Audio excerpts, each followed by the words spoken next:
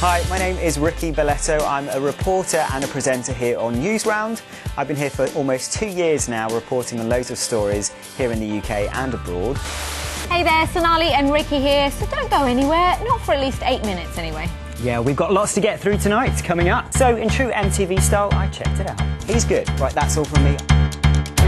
Because for the next 8 minutes, Ricky and Sonali are running the show. So far, the video has been watched over 80,000 times. Welcome what has to be the busiest street in Britain, Downing Street, where the Prime Minister lives. Right, and you can watch the video in full over on our website. Make sure you check it out.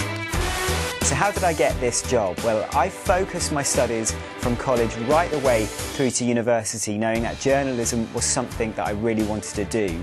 But I was also really lucky. I got work experience at the BBC when I was just 17. Oakland's College, where I studied my A-levels at the time, helped me out with that. Then I was at the BBC during the London bombings in 2005, so you can imagine how busy it was, and I got to do so many different things, and it really proved to me how hard you have to work in this industry, but also how exciting this job can be too.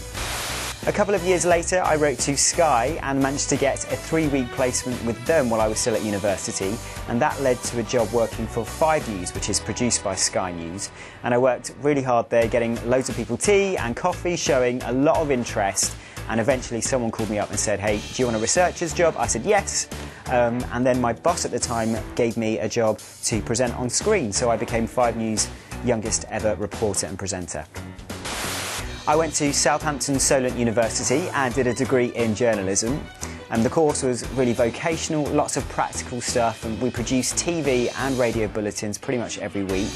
And during my time there, I came up with a few interesting stories.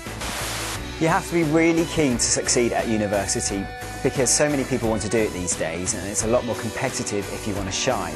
But then again, uni isn't for everyone, because I work with a lot of people here at the BBC who've landed jobs in the TV industry and they didn't go. So you've got to remember that uni isn't everything. However, I think having the right experience and the right amount of experience is really important. Okay, work at interviews can be really tough, but always make sure you're prepared. Jot down what you want to get across to the person who's interviewing you, and basically just try and sell yourself, because that's what you're doing. You're trying to get a job, and make sure you've got the goods to back it up. Try and be confident, but also be really interested in the company or business you're applying to work for, because it's not always about them asking you the questions. Sometimes it's about you asking them questions too. Finally, embarrassing interviews. The last embarrassing interview I had was when I applied for a job while I was at uni, and I was applying for a sales assistant at a fashion store, and actually told the person who was interviewing me that I didn't like clothes shopping at all. And she wasn't amused, but somehow I still managed to get the job, and I think they were pretty desperate. Anyway, ask Zoe loads of questions, because she worked really hard at uni too and did really well, and good luck with whatever you want to do.